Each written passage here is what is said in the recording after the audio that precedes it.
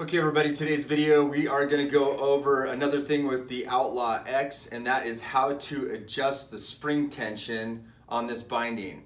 The cool thing about NTN, and especially this binding, is it has 5 settings on each spring. You have a stock spring that comes with it, or you can upgrade to the stiffy spring for an additional 5 settings. 22 Designs offers this adjustment key, and it comes separately from the binding, but it's an amazing piece to have with you. You can throw it in your pocket, it opens your beer, and it adjusts the binding with ease.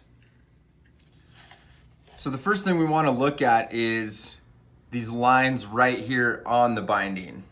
You'll notice 5 separate lines, and these are the different adjustments. The one closest to the binding is number 1, number 5 being to the furthest to the outside. So now we're going to show you how to adjust those. The first thing we need to look at is where exactly we look at the line versus the binding and how you measure that up.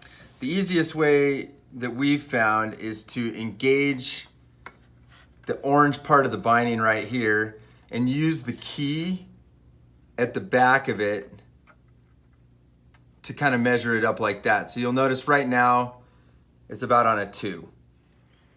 So now that we know how to measure up the back of this, we can start making the adjustments to the binding. So you'll take your adjuster key, and if we want to increase the spring tension, we can slot this in here.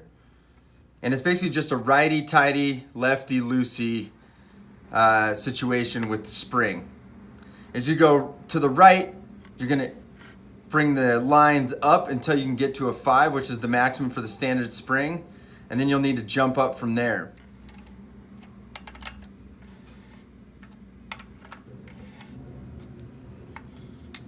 Then as you go along, you can kind of remeasure the back of it like we showed you to see where you're at.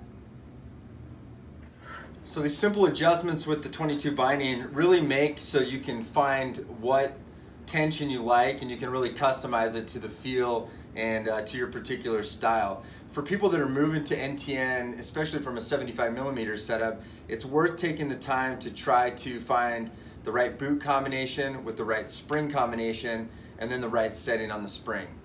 Hope you enjoyed the video. Comment below and let us know what you thought.